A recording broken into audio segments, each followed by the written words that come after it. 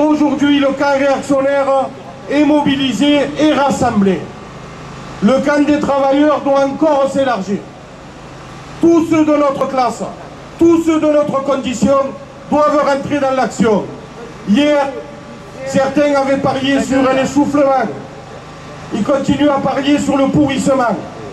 On leur a fait à nouveau la démonstration hier que le conflit en cours était un conflit mené en pleine conscience par les travailleurs de ce pays et qui ne s'arrêterait qu'à partir du moment où nous aurons obtenu la victoire, c'est-à-dire le retrait du projet de loi de retraite à points.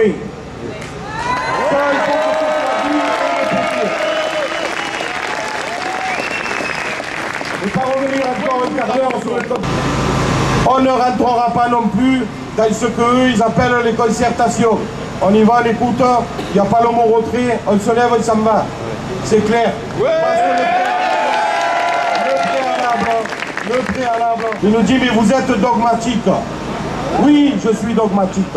Oui, nous sommes dogmatiques. Bien sûr qu'on est dogmatique. Cette réforme n'en veut pas, elle n'est pas bonne pour notre classe. Elle n'est pas bonne pour nous, elle n'est pas bonne pour nos enfants, elle n'est pas bonne pour nos anciens. Mais comprenez le stress des entrepreneurs. Vous n'en voulez plus du stress? Rendez-nous les outils de travail. On va les gérer. Avec les actionnaires à moyen gravé, camarades, il y aura besoin de moins de travailler et on sera plus nombreux à travailler, on sera mieux payé, les caisses de solidarité seront pleines et on aura fait la démonstration ultime de l'inutilité absolue de cette classe-là. Il n'en veut plus de ce stress qui nous rende les outils de travail. On n'est pas pour l'égalité des chances, on est pour l'égalité des droits. On est pour une autre répartition des richesses.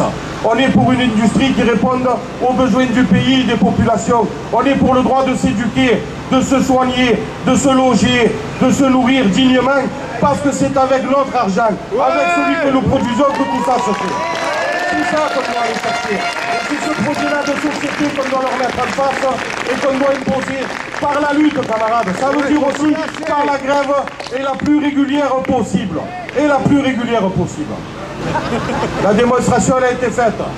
Non seulement ceux qui sont en grève depuis le 5 sont encore en lutte, mais ils sont rejoints sur des modalités de grève plus dures par des professions qui sont en capacité de mettre l'économie capitaliste de ce pays en très très grande difficulté, camarades. Et ça, ils en sont conscients. Ils le savent très bien. À nous d'en faire prendre conscience à tous les nôtres pour qu'on soit de plus en plus nombreux. Qu'on fasse de ces journées interprofessionnelles, mais de tous les autres jours, des moments de lutte, des moments où ils comprennent que quand les travailleurs ne travaillent pas, il n'y a pas de richesse de créer. Demain, à 14 h, nous devons être encore des milliers et des milliers.